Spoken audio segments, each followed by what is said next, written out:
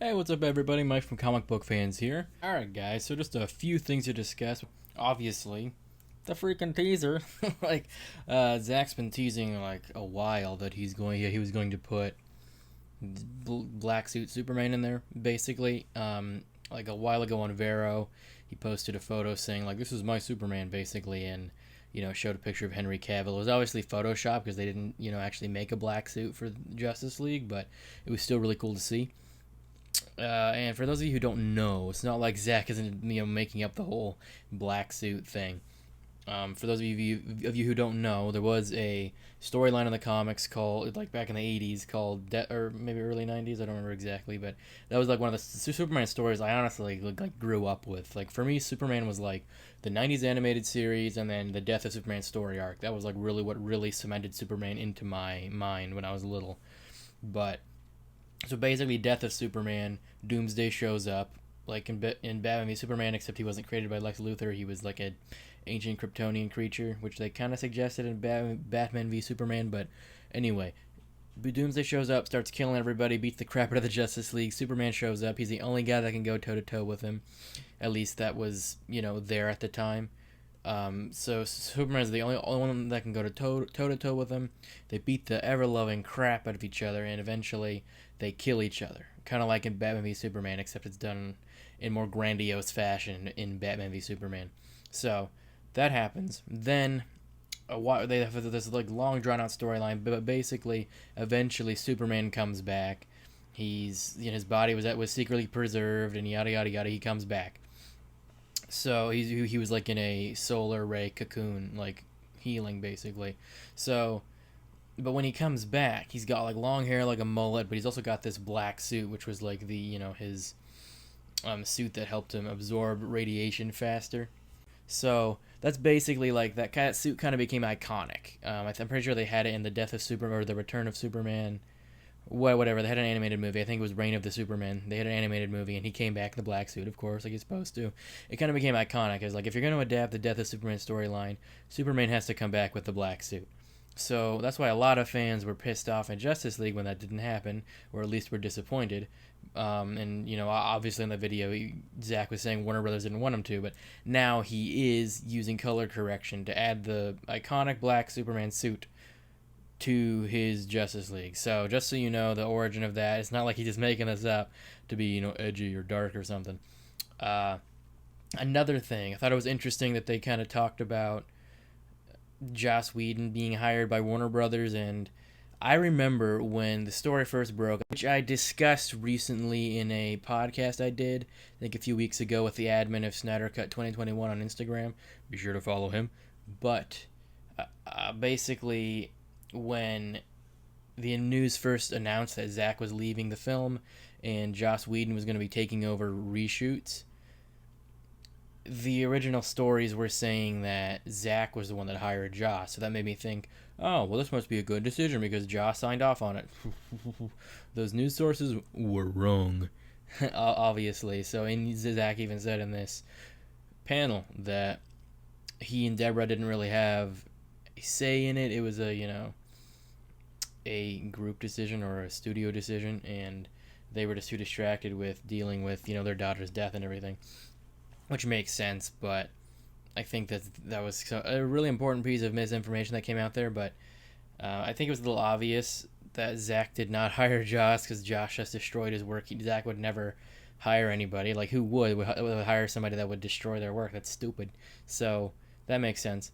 But I guess there's a couple other little things I wanted to talk about. Like, during the panel, Zack was saying that he's going to release a new teaser for his Justice League at Fandom, which is this online DC event happening at the end of August in lieu of showing up at San Diego Comic-Con.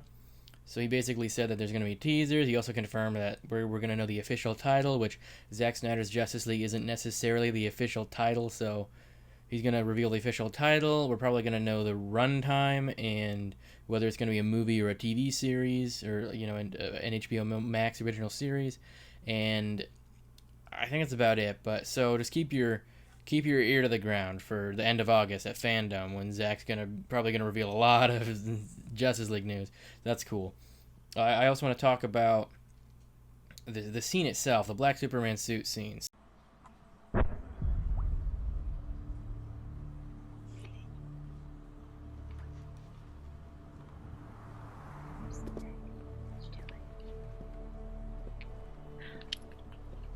Assuming you're Alfred. I'm looking over there. So, really freaking cool. But for those of you who have the Blu-ray, like he was talking about in the live stream, when they came out with the Blu-ray for Justice League, Warner Brothers saw the whole release the Snyder Cut movement, and they didn't even add it into the movie. They just had like a special features on the Blu-ray menu where basically you could see like deleted scenes of more Superman, and it basically just had 2 scenes on there that Zack had filmed of Superman that they cut out of the film, and one of them was that scene with Alfred and Clark, and you can see that here.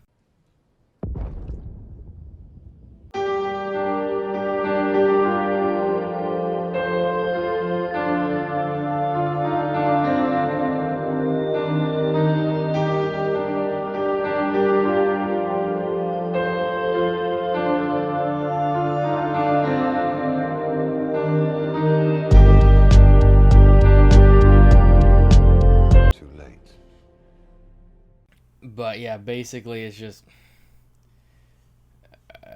so they basically put that on the Blu-ray as if that was supposed to appease the fans, which it didn't. But I do think it's interesting that he showed a scene that we've kind of seen before, but I guess he wouldn't.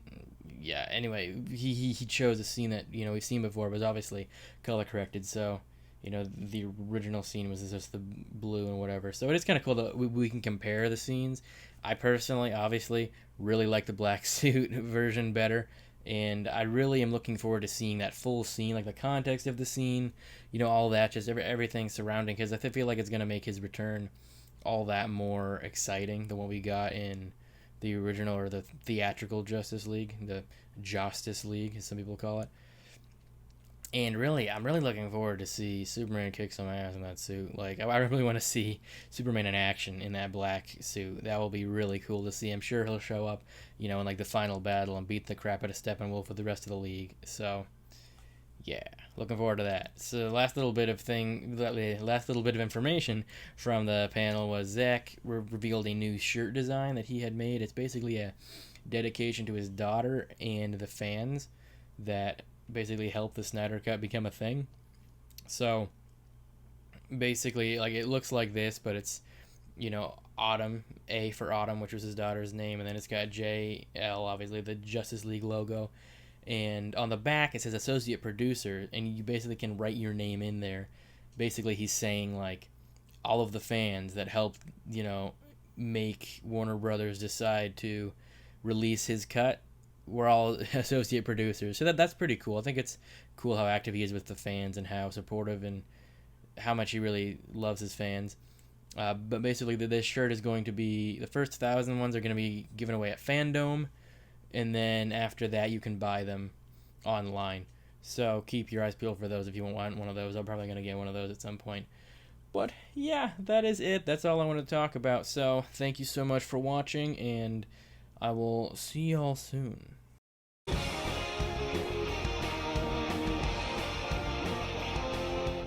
Hey everybody, before you click away, please be sure to subscribe to this channel, and be sure to keep your eyes peeled for more content. Hit that bell button so you'll be alerted every time we upload something new, and please check out both our podcasts.